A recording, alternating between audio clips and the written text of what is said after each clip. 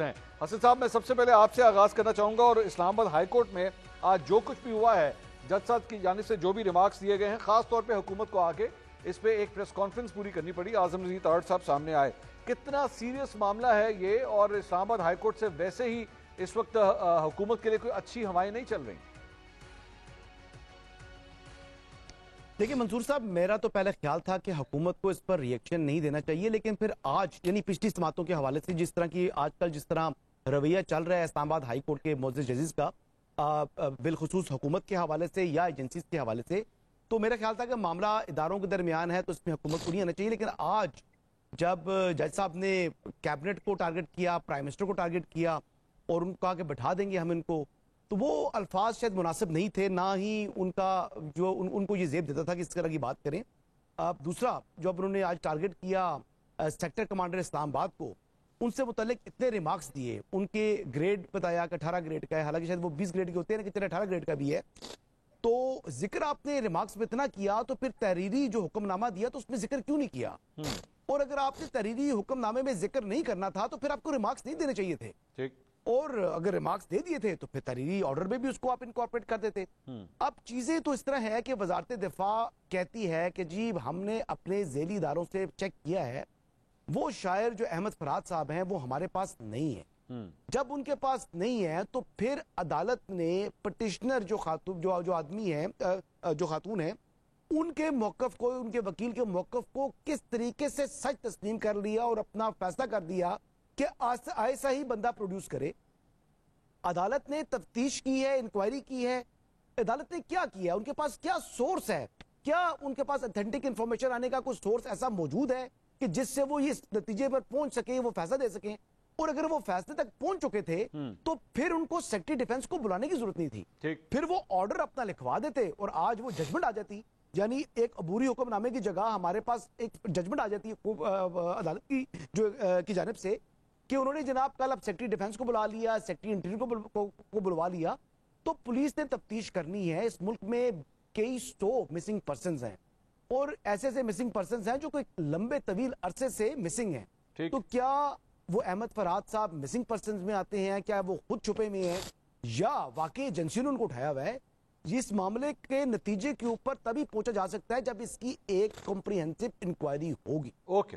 इसके अलावा जो मेरे ख्याल के मुताबिक जो किया जा रहा है वो मुनासिब नहीं है, इसको जुडिशियल एक्टिविज्म कहा जा सकता है। मेरी राय है गलती हो सकती है, दुरुस्ती। ज़ैन कुरैशी साहब, जुडिशियल एक्टिविज्म के जुमरे में आता है ये, या जुडिशरी फाइनली जाग गई है and it's actually hitting the nail where it should hit? तो या ये वो वाली सूरत हाल है? How do you evaluate this? Manzoor साहब, सबसे पहले तो आपका शुक्रिया अदा करूंगा, आपने शो में दावत दी। सर, अर्ज ये है, आपने अभी आजम रज़ीद तारड़ साहब प्रेस कॉन्फ्रेंस का क्लिप सुनाया और वो कह रहे थे कि वक्त से पहले जवाब देना। फ्रैंकली स्पीकिंग, ऑनरेबल जज साहब ने जो रिमार्क्स पास किए, हसन भाई को उस पर मौक़िफ़ है कि सिर्फ रिमार्क्स ना होते, ऑर्डर में भी अगर हिस्सा बना देते तो इन प्रिंसिपल जो बात कह रहे हैं मैं इनकी बात से इख्तलाफ नहीं करता, बट आई फील कि इस मौके के ऊपर अगर जज साहब ने रिमार्क्स दे भी दिए थे तो वहां पर लॉ मिनिस्टर का आके प्रेस कॉन्फ्रेंस करना नहीं बनता था। मिसाल के तौर पे वो कह रहे हैं कि एक बंदा है, लापता है, उन्होंने अपने कोर्ट में कहा कि सुबह 11 बजे पेश किया जाए, 1 बजे पेश किया जाए, 3 बजे पेश किया जाए। कोर्ट ने अपनी रिट भी मेंटेन करनी है। उन्होंने कहा कि जी अगर नहीं पेश करेंगे तो सेक्रेटरी दिफा को बुलाऊंगा, काबीना को बुलाऊंगा और जरूरत पड़ने पर वजीर आजम को भी मैं बुला सकता हूँ। तो ये सीधा इन्होंने वजीर आजम पे ले गए और काबीना पे ले गए हैं। इस नौबत तक बात जानी नहीं चाहिए थी। आप, मैं, हसन भाई और निहाल हाशमी साहब भी शायद इस बात से एग्री करेंगे कि इस मुल्क में किसी को भी मिसिंग पर्सन नहीं होना चाहिए। लेकिन जैन साहब, तो उसको बाजियाब करके जैन साहब एक सवाल है, एक सवाल इस बात के ऊपर बनता है कि एडमिनिस्ट्रेटिवली अगर नीचे जिस तरह अभी हसन साहब फरमा रहे थे कि जनाब ग्रेड 20 के एक बंदे के बारे में आप ये बात कर रहे हैं कि जी मैं उनको बुलाऊंगा, लेकिन अगर आप उनको बुलाएंगे और वो अगर एडमिनिस्ट्रेटिवली कोई काम नहीं कर सकते तो क्या ये बात पाकिस्तान की काबीना, फेडरल कैबिनेट, पाकिस्तान के प्राइम मिनिस्टर तक चली जाएगी कि जनाब फिर मैं उनको बुलाऊंगा और अगर वो भी नहीं कर सकेंगे तो फिर मैं फलां बंदे को बुलाऊंगा? क्या ये जायज है? सर देखें, the buck stops with the federal cabinet and the prime minister. At the end of the day हुकूमत उनकी है ना, और जवाबदेह भी अवाम के तो नुमाइंदे वही हैं, जवाबदेह वही हैं। बट मैं ये कह रहा हूं कि हमें उस नौबत तक जाने की जरूरत क्यों है? एक बंदा है, वो एक नज़म पढ़ता है, नज़म में भी शायद गालिबन वो कहता है कि वो बंदा उठाया जाता है, अगले दिन वो गायब हो जाता है। اور آج کورٹ کہہ رہی ہے, آنریبل جسٹس کیانی صاحب کہہ رہے ہیں کہ اس کو میرے کورٹ میں پیش کیا جائے. اصول طور پہ بندے کو کورٹ میں پیش ہو جانا چاہیے, کہانی وہیں پہ دم توڑ دے گی. ہم اس کو آخری ڈگری تک کیوں لے کے جا رہے ہیں؟ ٹھیک, اس کی نوبت ہی نہیں آنی چاہیے. ٹھیک. نہال صاحب, یہ اب میں پاکستان تحریک انصاف کا دور یاد کرتا ہوں, جب یہاں پہ صحافیوں کے ساتھ یہ سب کچھ ہوتا تھا تو مسلم لیگ نون باہر نکلتی تھی, ان کو سپورٹ کرتی تھی. بلکہ مجھے یاد ہے اسد علی طور کے ساتھ جب جو کچھ ہوا تھا تو اس میں آپ کے رہنما گئے تھے ان سے ملنے کے لیے بھی. آج حکومت آپ کی, آج ایک اور صحافی اور شاعر وہ غائب ہو گئے ہیں, لیکن کوئی پتہ نہیں لگ رہا. ان کے نمبر سے واٹس ایپ کالیں آ رہی ہیں لیکن وہ ہمیں مل نہیں رہے. بسم اللہ الرحمن الرحیم.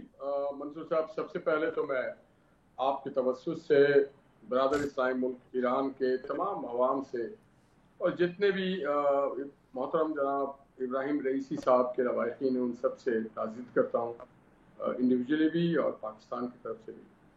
یہ ایک بڑا سانحہ کا موقع تھا ان کے لیے بھی. بڑے حال ہی میں وہ پاکستان کے اپنی سرکاری دورہ کر کے گئے. اللہ ان کو غریب کے رحمت کرے اور ان کی آگے کی منزل کو آسان کرے. اب جو آپ کا سوال ہے اس میں بہت سارے پہلو ہیں. میں نے حسن صاحب کو بھی سنا اور قریشی صاحب کو بھی. میرے لیے بڑا سیدھا سا ایک جواب ہے کہ دس میٹر از سب جوڈیس.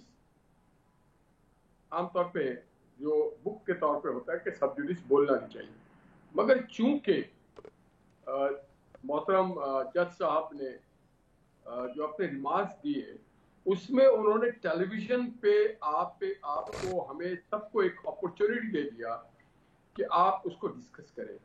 دیکھیے, جیسا حسن صاحب نے کہا, اگر وہ اپنے آرڈر میں یہ ساری باتیں لکھتے اور لکھواتے تو وہ بڑا مناسب سا تھا. پھر ہمارے لیے بات کرنا زیادہ اوتھینٹک کے ساتھ ہوتا کہ جی انڈر سیکشن واٹ اور کس لا کے تحت کیا انہوں نے آرڈر پاس کیا. مگر انہوں نے جو زبانی کلامی بات کی وہ لگتا ہے کہ پاکستان میں ہر کسی کو سیاست کرنے کا اور بولنے کا بہت زیادہ شوق ہے.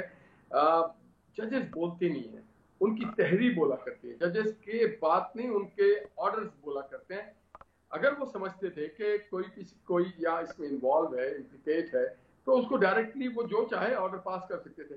مگر ایکسیڈ جب آپ کر کے کیبنٹ پہ, اور کیبنٹ کون ہے؟ کیبنٹ کلیکٹیو وزڈم ہے عوام کی. کیبنٹ وہ لوگ ہیں جو پارلیمنٹرین جسے اختیار دیتا ہے, اور پھر پارلیمنٹرین کو اختیار عوام دیتی ہے. تو یہ پھر میں اگر یہ کہوں, دیکھیں میں آئین اور قانون کا آدمی ہوں, کہ جو کیبنٹ ہے وہ پاکستان کے لوگوں کی کلیکٹیو نمائندگی کرتی ہے. آپ کسی فرد واحد کے چکر میں پورے پاکستان کے لوگوں کو تو آپ نہیں کر سکتے کہ لا کے بیٹھال دیں گے, سیدھا کر دیں گے. نہال صاحب, یہ اتنا سمپلسٹک بھی تو نہیں ہے نا. مطلب پاکستان کی تاریخ میں لوگ کیا نہیں اٹھائے جاتے, لوگ کیا نہیں غائب ہوتے. جناب میں اس پہ آ رہا ہوں.